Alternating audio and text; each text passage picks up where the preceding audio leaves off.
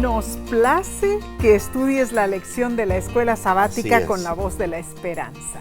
Si estás conectado a través de la televisión, YouTube, Facebook, radio, por audio, gracias por acompañarnos. Y gracias por compartir este estudio con otros. Amén. Oramos para que Dios derrame sus ricas bendiciones sobre ti y los tuyos. Nesí, comencemos elevando una oración, como solemos hacer. Claro que sí. Padre que moras en los cielos, es un alto privilegio estar aquí junto con nuestros amigos para estudiar las Sagradas Escrituras. Bendícenos, que todo lo que hagamos sea para honra y gloria tuya. En nombre de Cristo Jesús. Amén. Amén, amén. Bien, saludamos con amor fraternal a nuestra hermana Berta Diorio, quien nos dice: hola, pastor y esposa. Todos los días estudio la escuela sabática con ustedes. Soy adventista del séptimo día. ¿Cuánto aprendemos lo que Dios nos da y nos ha dejado en su palabra? Dios les bendiga. La hermana Berta nos escribió desde Chubut, Argentina. Así es. La provincia de Chubut está en el corazón de la Patagonia, con imponentes montañas y espejos de agua cristalinas, tranquilas bahías, con playas de arena doradas y pueblitos de encanto, como Trevelín y Gaimán. Así es. Gracias, hermana Berta, por escribirnos. Dios continúe bendiciéndola y fortaleciendo su fe. Gloria a Dios, amén, así sea, hermana. Bien, esta semana repasaremos la lección número 2 para el 12 de abril 2025, titulada El Génesis como fundamento. Los primeros capítulos de Génesis son esenciales para comprender a Dios, Amén. a nosotros mismos y al mundo en el que vivimos. Este estudio analizará algunos conceptos claves que se desarrollan a lo largo de las Escrituras. El amor de Dios, Claro. el cordero, la muerte y la serpiente. El texto de esta semana se encuentra en Juan 1:29, que dice así: el siguiente día vio Juan a Jesús que venía a él y dijo: he aquí el Cordero de Dios que quita el pecado del mundo. Muchos malinterpretan la profecía bíblica, ¿no es cierto? Sí, es cierto. Algunos cristianos han descrito a Dios con los colores del enemigo. Un Dios vengativo, hostil, airado, empeñado en destruirnos, a menos que reciba sacrificio por medio de sangre. La expiación así descrita no difiere al apaciguamiento de algún dios cualquiera pagano que exige sangre como condición para otorgar su bendición.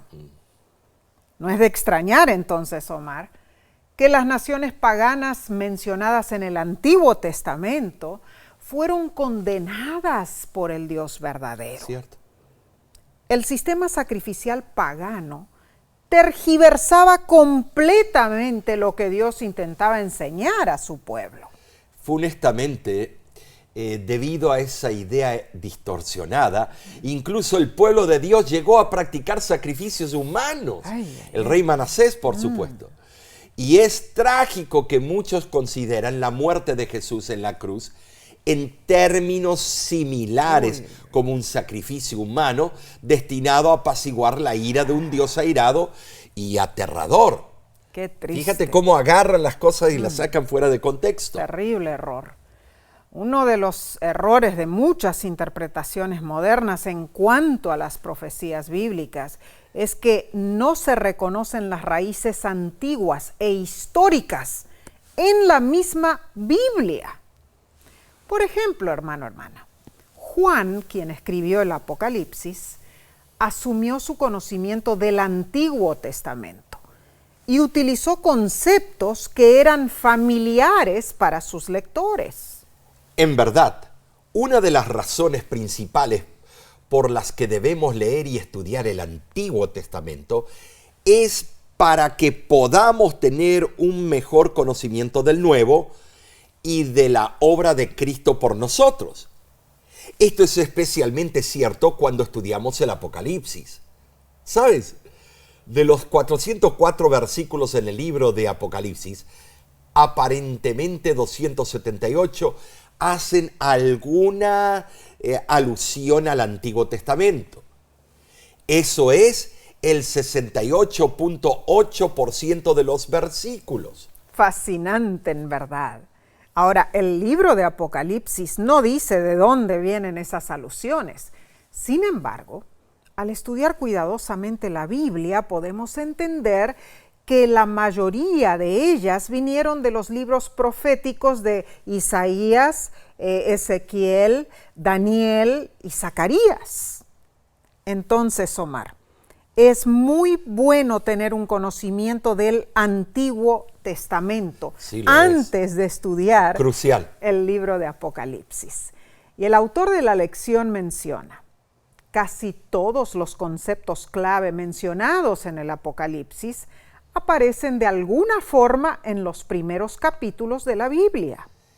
Entendamos esto.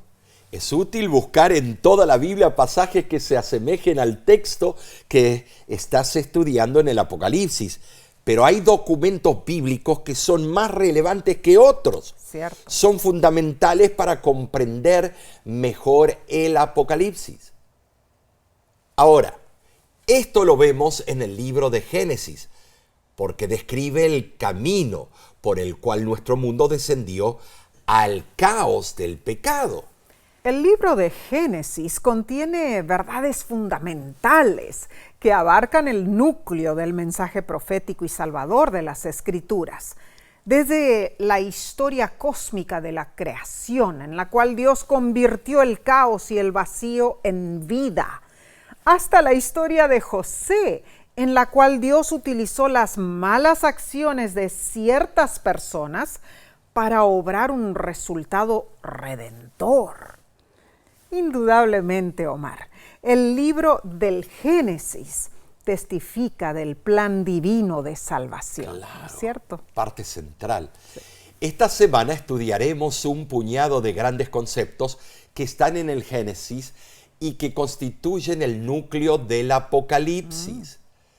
Descubriremos los diversos temas del plan de salvación divino, el tema del amor, del cual se derivan todas las demás acciones de Dios. Amén. Veremos el relato cuando Dios se refirió al Ahab, amor de un padre, en Génesis capítulo 22, versículo 2. Y también estudiaremos el drama que surgió de la conmovedora historia de la Akedah, la atadura de Isaac, y la aparición inesperada del Cordero prefigurando el evento escatológico, bueno, sí, del día de la expiación. Maravilloso, va a estar buenísimo, ¿no es cierto? Además, hermanos, estudiaremos el gran conflicto y la manifestación real del amor de Dios, específicamente al prometer que la simiente estaría en oposición a la serpiente. Así es. Algo que culminará con la victoria divina sobre el mal y la muerte. ¿Estás listo para emprender este viaje de estudio bíblico? ¿Estás tú, Omar? Sí. Así que abrochémonos el cinturón porque aprenderemos puntos importantísimos para nuestra salvación. Bien, escudriñemos entonces la lección del domingo 6 de abril titulada El principio de la primera mención. En términos generales, cuando por primera vez se menciona un concepto o símbolo en la Biblia, en particular si se menciona en el Génesis, eso establece una comprensión dinámica del concepto. Ese hecho forma la base para estudios posteriores. ¿Sabes? Algunos estudiosos de la Biblia se refieren a esto como la ley de la primera mención, aunque en vez de llamarlo ley, sería más apropiado etiquetarlo como un principio o un patrón, porque ciertamente no es infalible y hay muchas excepciones a la regla. Entonces, el patrón que parece surgir tanto del estudio general de la Biblia como en la profecía bíblica es que Dios instruye a sus hijos con información gradual y progresiva a lo largo del tiempo. En verdad, Dios comienza con un concepto básico y luego lo amplía numerosas veces con innumerables matices a lo largo de los siglos. Un versículo que nos ayuda a anclar nuestro estudio de las profecías es Isaías 40 del 7 al 8, que dice: la hierba se seca y la flor se marchita, porque el viento de Jehová sopló en ella. Ciertamente como hierba es el pueblo, sécase la hierba, marchítase la flor, mas la palabra del Dios nuestro permanece para siempre. Versículos importantísimos. Notablemente, el primer principio afirma que la Biblia es inmutable, que no cambia, que permanece para siempre. La voluntad revelada de Dios nunca cambia, pues Él es el mismo ayer, hoy y por los siglos. Hebreos capítulo 13, versículo 8. La lección aclara lo siguiente. Gran parte del mundo moderno habla de veracidad en lugar de verdad, pues supone que la verdad es algo maleable, que puede cambiar con el tiempo. En algunos casos, el concepto mismo de verdad es visto con, suspicacia. Esa es la idea del mundo, con peligrosas teorías, ideologías y creencias. Pero las enseñanzas que difieren de la Sagrada Escritura pueden ser desechadas sin mayor examen. Omar, en verdad algunos sienten y fácilmente aceptan la influencia de cualquier doctrina nueva o extraña, ¿no es cierto? Sí, es cierto. Les falta, discriminación espiritual. Interesante. No pueden ver la diferencia entre la verdad y el error, ni son capaces de comparar esa nueva enseñanza con las Escrituras. O sea, se dejan llevar por instrucciones caprichosas en cuanto a religión y teología. Claramente, el único poder protector y estabilizador que tenemos contra las falsas enseñanzas es la palabra viva y fidedigna de Dios. Definitivamente, cuando Dios establece la verdad, no cambia de opinión, no es voluble, inestable, no. Una vez que enseña la verdad a su pueblo, podemos contar que las repeticiones del mismo principio o tema bíblico no cambian de significado. Por el contrario, perfilan más luz sobre el significado. Entonces, hermano, al estudiar la profecía tiene mucho sentido desarrollar una buena comprensión del libro de Génesis, porque allí se explican por primera vez conceptos clave que luego sirven para una comprensión fundamental al explorar el resto de la Biblia. Hermano, hermana, la lección te pregunta, ¿de qué maneras, aunque sea de una forma sutil, tu fe se puede debilitar? ¿Por qué es tan importante no permitir que nada ni nadie, por convincente o lógico que sea, debilite tu fe en la Biblia y en las verdades infalibles que enseña? Creo que el debilitamiento y la disminución de la fe provienen en cierta forma de una mente que no conoce las verdades divinas y en otra forma de la voluntad que niega amar a esas verdades. ¿Saben decir? El mundo ofrece miles de teorías, miles. Cierto. En marcado contraste, las verdades encontradas en la Biblia están firmemente ancladas en eventos verídicos e históricos. Seguro que sí. La Biblia instruye en cuanto a la interacción de Dios con la humanidad a lo largo de la historia. Muy cierto. Y al estudiar miles de años de tales interacciones, podemos comprender mucho acerca del carácter consistente de Dios. Amén y amén. Sin embargo, a veces ciertos cristianos se quejan de que están cansados de escuchar las mismas cosas. A veces, cuando nuestro mensaje profético distintivo se predica públicamente, muchos piensan que ya lo han escuchado 1000 veces y no tienen nada nuevo que aprender.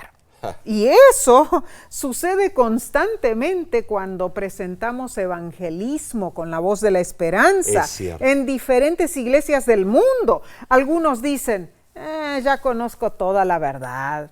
Las predicaciones de ese pastor no me enseñan nada. Estos mensajes son repetitivos. Pero bueno, sí, tristemente eso sucede a menudo y muchos se desaniman y sienten languidecer su crecimiento espiritual. En verdad, en la época de los apóstoles, la misma iglesia de Éfeso, que al principio estaba llena de amor, empezó a enfriarse. Elena G. de White identificó que una de las razones para Juan escribir el libro de Apocalipsis fue anclar la iglesia cristiana en su mensaje histórico para todos los tiempos. Amén. El libro de Hechos de los Apóstoles, página 463, dice: algunos de los obreros se habían cansado de las verdades repetidas con frecuencia. En su deseo de algo nuevo y sorprendente, intentaron introducir nuevas fases de doctrina. Y eso, tristemente, sigue sucediendo hoy día. Sí, es cierto. El hecho de que nuestro mensaje sea inmutable y consistente, tristemente no significa que no presente desafíos. Es cierto. Todo lo contrario, hermanos, porque el enemigo buscará desanimarnos. Pero cuando estudiamos, cuando escudriñamos profundamente la información que nos transmite la mente de nuestro Dios infinito a través de su santa palabra, descubrimos rápidamente que nunca llegaremos al final de un tema, sino que constantemente aprenderemos algo nuevo y vivificante para nuestra fe. ¿Cuánto necesitan muchas personas entender esto, Omar? Claro que sí. Necesitan volcarse en el estudio, compenetrarse, dejar que nuestro mejor amigo, Cristo Jesús, nuestro Salvador, venga y nos explique las Escrituras en teoría y en la práctica. Claro, estoy de acuerdo. Bien. Daremos seguimiento a la parte del lunes, la comprensión del amor de Dios. Nos es imposible entender el amor de Dios, porque Efesios capítulo 3, versículos 18 y 19 nos dice que es imposible comprender cuál es la anchura, la longitud, la profundidad y la altura del amor de Cristo, que excede a todo conocimiento. Muy cierto. La lección afirma lo siguiente: hemos heredado una naturaleza pecaminosa. Nuestra percepción del universo está contaminada por nuestras propensiones al egoísmo y orgullo.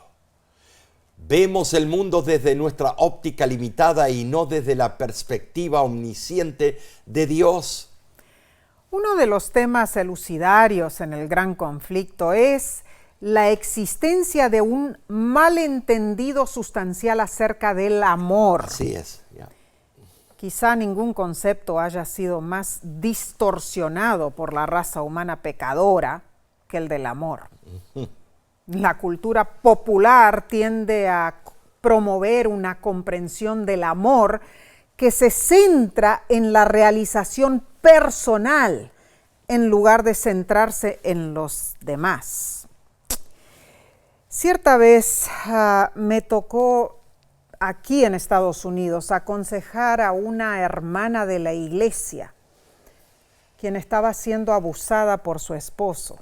Era un caso muy triste. Recuerdo que ella estaba embarazada de su 5º bebé, pero los golpes siempre habían formado parte de su relación de pareja con el esposo. El hombre se imponía por medio de la violencia psicológica y física. Y ese modus vivendi era constante, en verdad. Yo trataba de aconsejarle, pero un día Omar, ella me vino y me dijo, no lo puedo dejar, hermana. Él me pega, pero yo lo amo. ¡Ah! Esa mujer, en verdad, tenía una tergiversada visualización del amor. Pero también ella te dijo, él me pega porque me ama también. Así es. Tristemente, hermano, hermana, estas cosas suceden. Y con esta señora pasaron meses hasta que ella finalmente comprendió que ella podía recurrir a la justicia. El concepto del amor se ha desvirtuado a lo largo de la historia del mundo. Así es. Satanás ha convertido a los seres humanos en seres consumistas, pues buscan más recibir que dar. Cuán cierto. Ahora, este enfoque egocéntrico sobre el amor hace que nos resulte difícil entender a Dios. Por eso, comprender la verdadera naturaleza del amor es importante para entender la profecía bíblica. Es significativo el hecho de que el verbo ahab, amar, en el hebreo, aparezca por primera vez en las Escrituras en Génesis. Sí, en Génesis, refiriéndose al amor de un padre, el amor de Abraham por Isaac, su hijo único. Es en el contexto del amor de Abraham por su hijo que el amor de Abraham por Dios debía ser probado y también revelado. Ahora, no era solo el amor de Abraham por Dios lo que debía pasar por la prueba. Durante la experiencia personal de Abraham, el amor de Dios también fue probado y revelado. Así fue como Abraham comprendió la profundidad del amor divino. El Elena G. de White lo explica en Patriarcas y Profetas, página 132. Dios mandó a Abraham a sacrificar a su único hijo, no tan solo para probar su fe, sino también para grabar en la mente del patriarca la verdad del Evangelio. La agonía que sufrió durante los aciagos días de aquella terrible prueba fue permitida para que comprendiera por su propia experiencia algo de la grandeza del sacrificio que haría por el Dios infinito en favor de la redención del hombre. Cuando puedas, lee Génesis capítulo 22, versículos del 1 al 13, para reflexionar en la naturaleza del amor de Dios. Nota que el amor es mencionado por primera vez en Génesis 22:2. Ahora, Nesí, Dios no le dio a Abraham una explicación filosófica, teológica o psicológica de su amor. No. Dios decidió permitirle soportar en un nivel finito lo que Dios debía soportar en un nivel infinito. Wow. ¡Qué profundidad! Tremendo. Este paralelo entre Abraham al ofrecer a su amado hijo Isaac y Dios quien ofreció a su hijo único, a quien él ama, es un tema respaldado por el apóstol Juan. Seguro. En su definición de amor en Juan 3:16, él utilizó el mismo lenguaje en sí. Interesantísimo. Aquí vemos algo importante, hermanos. Además de encontrar la primera mención de un concepto en Génesis, es útil también encontrar la primera mención de ese mismo concepto en otros libros de la Biblia, como especialmente en los Evangelios. Por ejemplo, encontramos la primera mención del amor en cada uno de los Evangelios en Mateo 3:17. Marcos 1:11, Lucas 3:22 y Juan 3:16. Así es. Y esa primera mención del amor en Juan es particularmente esclarecedora porque parece aludir a la historia de Isaac sobre el altar. Tremendo. Lo cierto es que la fe de Abraham en Dios fue tan firme que confió y creyó que Dios podría resucitar a su hijo. Sí. si seguía adelante con el sacrificio, por supuesto. Hebreos 11:19. Ese hecho prefiguró el amor de Dios por la raza humana. Dios nos amó hasta el punto de dar a su Hijo unigénito, único en su género, y luego lo resucitó de entre los muertos. Amén. De este modo se nos revela el único amor verdadero y abnegado por Dios, que Dios tiene por nosotros. Seguro que sí. Ahora, Omar, es maravilloso recibir ese amor divino. Sí lo es. ¿No es cierto? Sí, somos privilegiados porque Dios nos ama. Así es. Pero no lo debemos solamente recibir, hermano, hermana. La lección nos pregunta, ¿cómo podemos manifestar a los demás ese amor abnegado que Dios siente por nosotros? Como hijos, como hijas de Dios, ¿podemos lograrlo? Claro que sí. Es cierto. Podemos escuchar al necesitado siendo pacientes. Podemos cuidar al necesitado, enviarle un mensaje, hablarle de Jesús. Podemos ser empáticos, podemos testificar de lo que Cristo ha hecho en nuestra vida. Podemos edificar, podemos sonreír, Amén. podemos orar por los demás y otros tantísimos actos de amor que conforman nuestro diario vivir. Así que, hermano, hermana, no pierdas la oportunidad de demostrar el amor de Dios a los que te rodean. Bien, pasemos, Omar, entonces a la lección del martes 8 de abril titulada La pregunta de Isaac. ¿Dónde está el cordero? Esa es la preguntita. La primera mención en la Biblia de un sej, en hebreo cordero, aparece en la misma historia en la que se menciona por primera vez el amor, en Génesis capítulo 22. Ahora, hermanos, notemos que el cordero es uno de los símbolos más recurrentes del libro de Apocalipsis, donde se llama a Jesús el cordero más de 20 veces. Wow. Una de las escenas más impactantes del libro es la visita de Juan a la sala del trono de Dios, en los capítulos 4 y 5. Allí el cordero desempeña su papel central.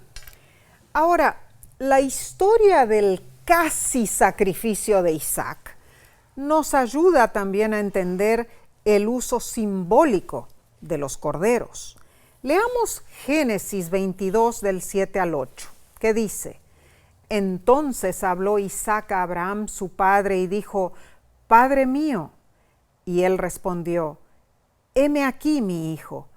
Y él dijo: He aquí el fuego y la leña, mas ¿dónde está el cordero para el holocausto?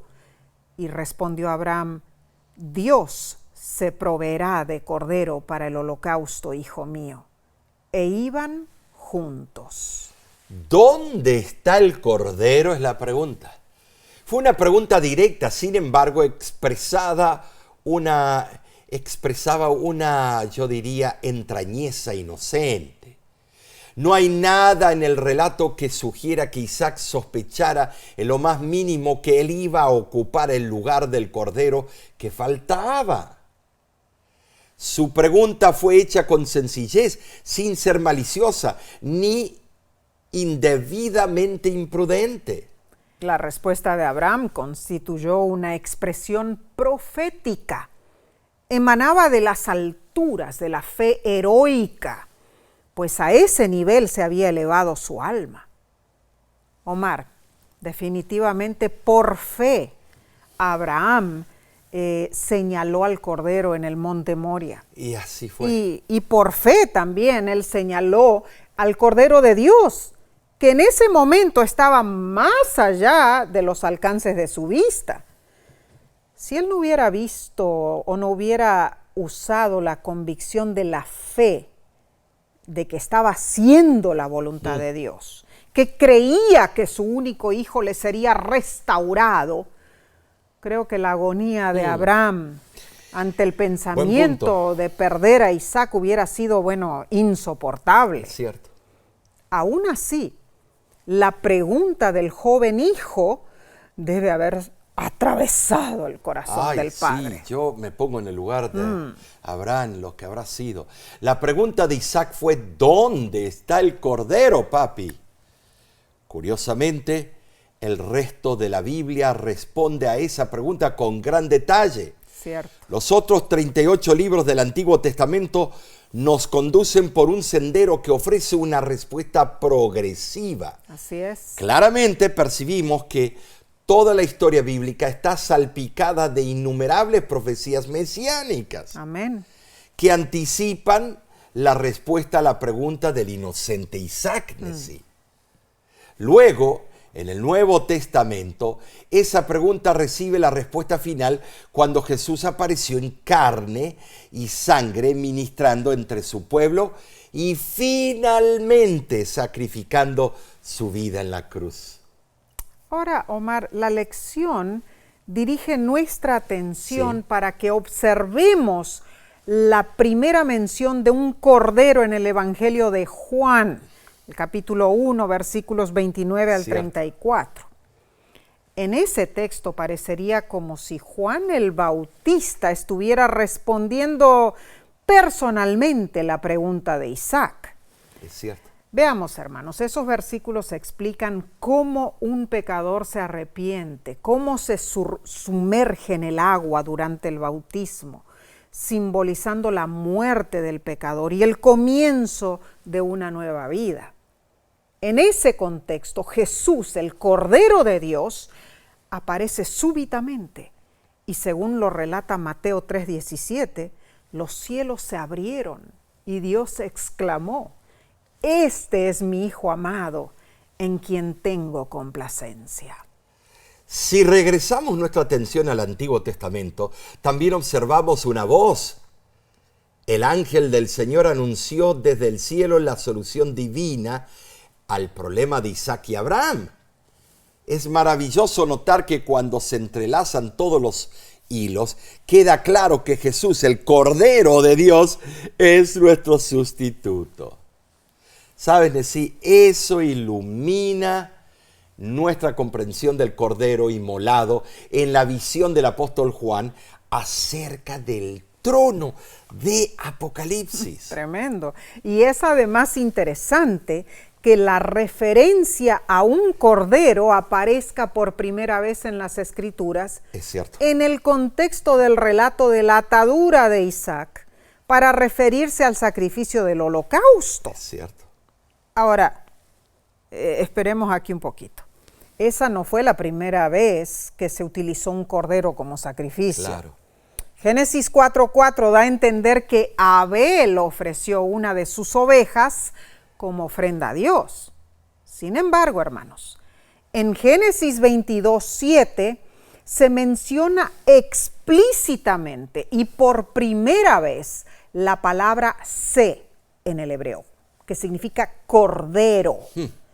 Además, es el único versículo de la Biblia hebrea donde la palabra se es definida como cordero. Todos los demás textos bíblicos que contienen esa palabra la utilizan en un sentido indefinido. Interesante.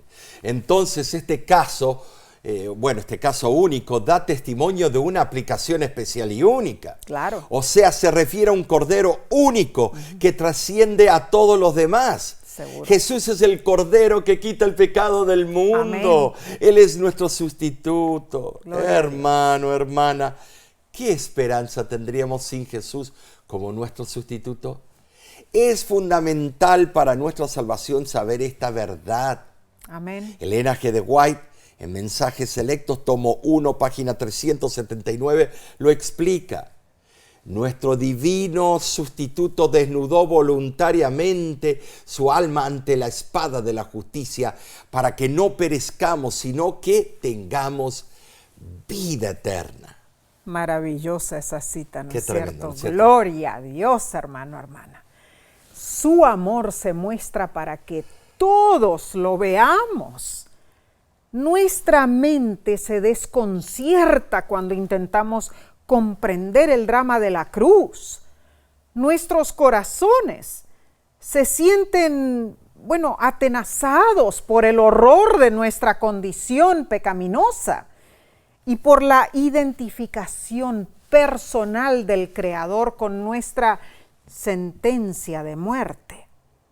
Por eso, hermano, hermana, la sustitución de Cristo es indispensable para nuestra salvación. Sí lo es. Su sacrificio es la escena central de ese gran cuadro de Dios y definitivamente nos ofrece vida eterna.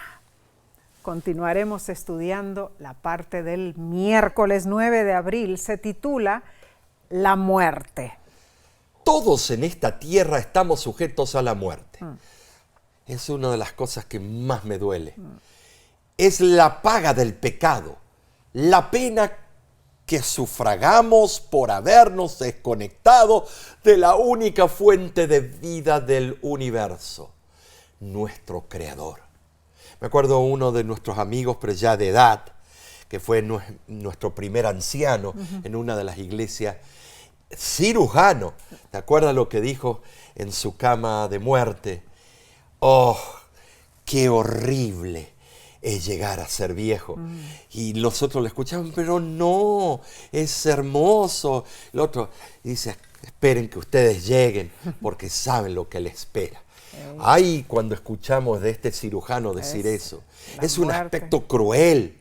Pero la muerte juega un papel importante en la profecía bíblica por su cruenta realidad y su solución que se encuentra solo en Jesús. Amén y amén. Veamos entonces, la primera mención de la muerte en la Biblia y su primera aparición deben darnos luz sobre este tema profético. ¿Sí? Al estudiar cuidadosamente entenderemos la gravedad del problema del pecado y también tendremos las herramientas para comprender la solución de Dios al problema. Es cierto. La primera mención de la muerte aparece cuando Dios le dio a Adán la orden de Génesis 2, versículos 16 al 17, donde dice, de todo árbol del huerto podrás comer, mas del árbol de la ciencia del bien y del mal no comerás, porque el día que de él comieres, ciertamente morirás. Ahora notemos algo interesante. Dios no dijo, el día que comas del fruto serás ejecutado. La muerte proviene de la decisión humana de separarse de Dios. Es crucial entender cuál fue el problema. Claro. Lo que Dios realmente dijo fue, eres libre de comer de cualquier árbol del huerto. Hubo libertad en el marco de la creación de Dios con una restricción.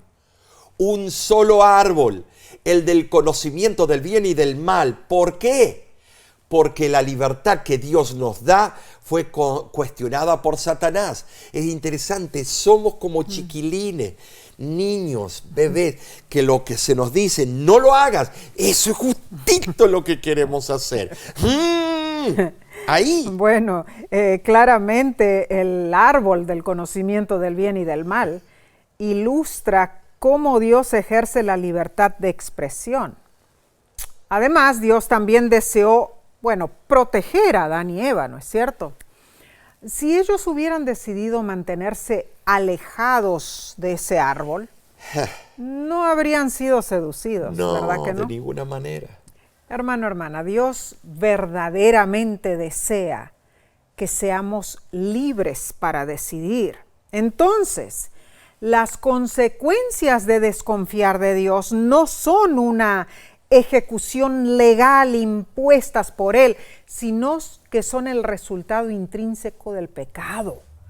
El pecado paga un salario y ese salario es la muerte. Ahora, yo me acuerdo cuando fue el Mundial de Fútbol. No puedo ver un juego en sábado, ni puedo ver nada concerniente a ese evento. pero inconscientemente en el teléfono puse una alerta, como una campanita para llamadas y para anuncios de las noticias. Qué bárbaro, qué coincidencia, ¿no es cierto? Porque cuando mi país hacía un gol, ¡pim! Salía el campanazo. O sea, que tenemos esa debilidad, no podemos, somos débiles. Frecuentemente oímos decir que la muerte es parte de la vida y el pecado entonces también, pero no es así. La muerte es lo contrario a la vida, es perder la vida. La muerte es un intruso que nunca debió ser nuestra experiencia en esta tierra. ¡Ah! ¡Cómo me molesta esa palabra muerte! Y aunque la muerte está por doquier en este mundo de pecado, nuestro corazón protesta enérgicamente cuando nos encontramos con ella. Si no, vengan conmigo a visitar los hospitales, a donde están las personas muriendo por una enfermedad terminal. Todos de alguna manera u otra protestan. Todos damos cuenta de que hay algo fundamentalmente erróneo en la muerte. Y hay casos que realmente nos afectan terriblemente. Como cuando muere un niño, por ejemplo. Me recuerda a mi abuelo materno, Arturo Otto. Él vivió en Misiones, Argentina. Yo recuerdo, Omar, que él nos contaba cómo su primer hijito, ay no, cuando escucho de 2 añitos sí, de edad, sí. enfermó con tos convulsa. Y el bebé luchó por días para respirar, pero finalmente sucumbió y en brazos de mi abuelo fue cuando él falleció. Mis abuelos lo recordaban siempre con cariño y decían, un niño nunca debería preceder a sus padres en la muerte. Me partía el corazón cuando los escuchaba hablar. Ay, ¿cierto? sí, qué terrible. Sin embargo, Omar, la primera muerte registrada en la Biblia marcó esa misma situación. Así fue, Adán y Eva sufrieron la tragedia del fallecimiento de Abel, su hijo justo, quien fue asesinado por su hermano Caín. Horrible. Hablamos el problema entre judíos y árabes, que son hermanos de un mismo padre. Ay. Pero sí, los primeros hermanos se agarraron, uno lo agarró a cantazo al otro. Esa fue sin duda una muerte injusta. Sí lo fue. Y como en el caso de Abel, Jesús, el justo, fue asesinado por nosotros, los injustos, también debemos reflexionar. Seguro. ¿Acaso pudo haber una muerte más injusta que la de Cristo? No. Sí lo fue injusto, pero Cristo resucitó, ¿no es cierto? Sí. Y en el último libro bíblico, o sea, el Apocalipsis, Cristo nos da una segura esperanza. Apocalipsis 1, del 17 al 18, dice, no temas, yo soy el primero y el último, y el que vivo y estuve muerto. Mas he aquí que vivo por los siglos de los siglos. Amén. Y tengo las llaves de la muerte y del Hades. Bueno, nuestro Salvador Jesús tiene las llaves de la muerte. No es el obispo de Roma, porque Él venció la muerte. Amén. Ninguno de nosotros, ni el clero, ni el obispo, ni nadie venció la muerte. Es Cristo. Amén. Él es el que tiene derecho a esas llaves y Él las tiene. Gloria a Dios. Aunque la veas en una insignia. En 1 Corintios capítulo 15, versículo 15 al 19, el apóstol Pablo relata que los primeros cristianos testifican que Dios había resucitado a Cristo. Pero la duda persistía y por esa razón Pablo escribió, si Cristo no resucitó, vuestra fe es vana. Hermano, hermana, el creer en la resurrección nos despoja de la duda concerniente a la vida después de la muerte. Así es.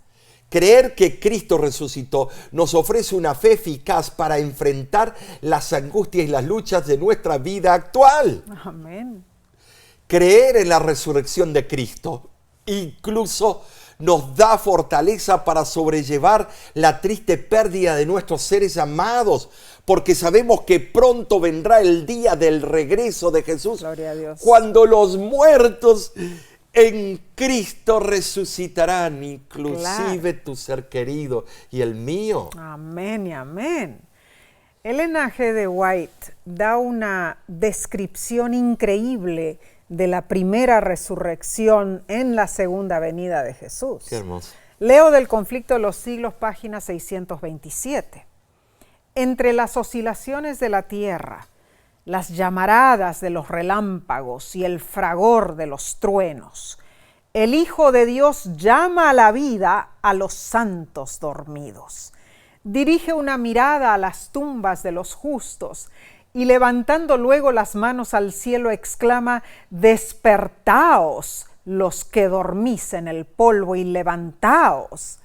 Por toda la superficie de la tierra los muertos oirán esa voz y los que la oigan vivirán. Ah, maravilloso, Mar, ¿verdad? Lagrimear. Como hijos de Dios tenemos una esperanza que los que no son creyentes no la tienen. Sí. Cuando ellos pierden a sus seres queridos, nosotros tenemos la esperanza gloriosa más allá de la tumba. Amén. Vayamos entonces al estudio del jueves 10 de abril titulado La serpiente. La cuestión de adoración es un tema clave en el libro de Apocalipsis.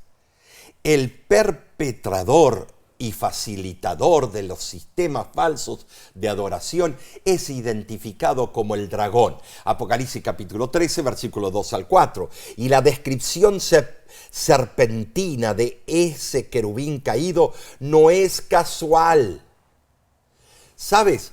Nos remite al jardín del Edén, donde una serpiente convenció a Adán y Eva de seguirla en su rebelión contra el Creador, o sea, el primer medium espiritista. Te invito a que comparemos Génesis capítulo 3 del 1 al 5 con Apocalipsis capítulo 12 del 1 al 9. ¿Cuáles son algunos de los temas comunes a ambos relatos? ¿Y cómo nos ayudan los detalles que se encuentran en la introducción de la serpiente en Génesis a entender algunos de los problemas que condujeron a la guerra celestial mencionada en Apocalipsis? La Biblia claramente explica que Satanás es el causante de llevar al mundo entero por el mal camino. Y el primer relato bíblico está en Génesis, en un momento en la historia cuando solo existían dos personas, Adán y Eva. Y el otro relato se da en Apocalipsis 12 y 13, donde se identifica a Satanás como el engañador del mundo entero y el que permite el poder de la bestia, llevando a todo el mundo a adorarla. Esto suena terrible. Pero lo bueno es que debido a que la naturaleza del gran conflicto no cambia y debido a que tenemos puntos de referencia claros en las profecías, podemos evaluar las tendencias y reconocer dónde pueden estar los escollos y las trampas espirituales. Una cosa es cierta, hermanos. Dios siempre será quien es y el diablo siempre será el diablo.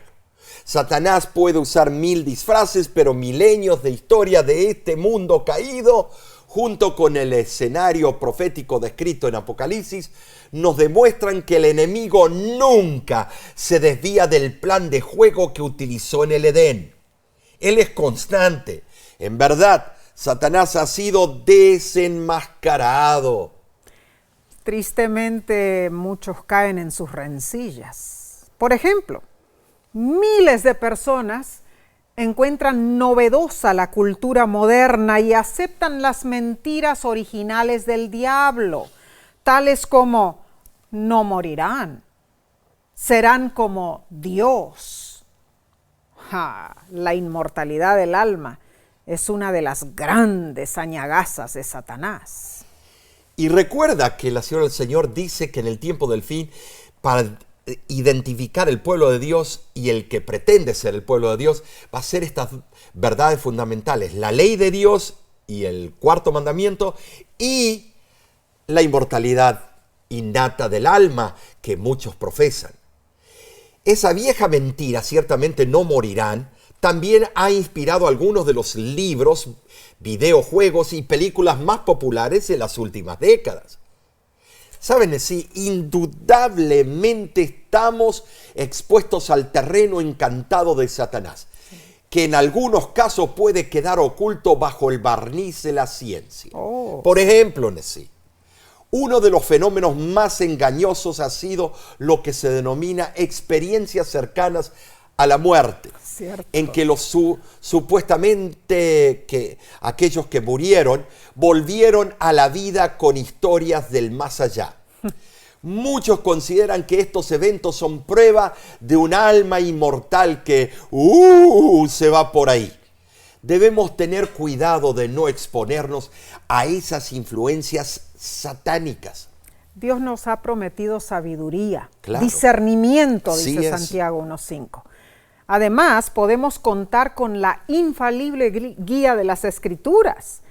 En el libro Testimonios para la Iglesia, tomo 8, página 153, Elena G. de White nos aconseja: la persona que está totalmente dispuesta a recibir su cometido del cielo recibirá el aliento de las promesas de Dios mientras se esmera por obrar con rectitud y discernimiento. Tener una confianza inconmovible en Dios, ser un hacedor de su palabra, es seguir un camino seguro. Definitivamente, si nos mantenemos pendientes de nuestra fe y nos afianzamos de la mano de Dios, no tendremos por qué caer en las mentiras del diablo o ser víctimas de sus engaños. No tenemos. Sabias enseñanzas Sí. nos ha dado la lección de esta semana. Sinteticemos lo que estudiamos. Número 1. El principio de la primera mención bíblica nos ayuda a entender la profecía. Número 2, comprender el amor de Dios no significa solamente recibirlo, sino manifestarlo a los demás. Número 3. El cordero en la historia de Isaac y Abraham facilitan nuestro entendimiento del verdadero cordero que dio su vida en la cruz. Número 4, la paga del pecado es la muerte, pero como hijos de Dios tenemos la esperanza gloriosa más allá de la tumba. Y número 5. La serpiente antigua, el dragón, Satanás, siempre busca maneras para engañarnos, pero Dios está a nuestro lado y no debemos temer. Alabamos al Dios por este ameno estudio. Amén. La verdad que aprendimos muchísimo. Claro. Y la semana que viene cubriremos otro tema candente. La próxima lección se titula Imágenes tomadas del matrimonio. Estará excelente y extremadamente interesante. Sí. Así que acompáñanos y estudiemos juntos. De igual manera, no te pierdas el tema de este viernes. El pastor Grieve nos hablará sobre el barbarismo humano. No te lo pierdas, porque vamos a ver a qué punto puede llegar esta humanidad en hacer actos barbáricos. Vamos a ver fotos y otras cosas que nos van a dejar atónitos. Bueno, importante que lo veas. En nombre de la Voz de la Esperanza, te deseamos las más sublimes bendiciones del cielo. Siempre oramos por ti, por los tuyos, y agradecemos tus oraciones por nosotros. Asimismo, agradecemos tu apoyo financiero a este ministerio que Amén. predica la palabra de Dios desde 1942 por los medios masivos de comunicación. Si deseas obtener más información sobre la Voz de la Esperanza, visita nuestra página lavoz.org. Y nos despedimos diciéndote a ti y a los tuyos que Dios te bendiga ricamente.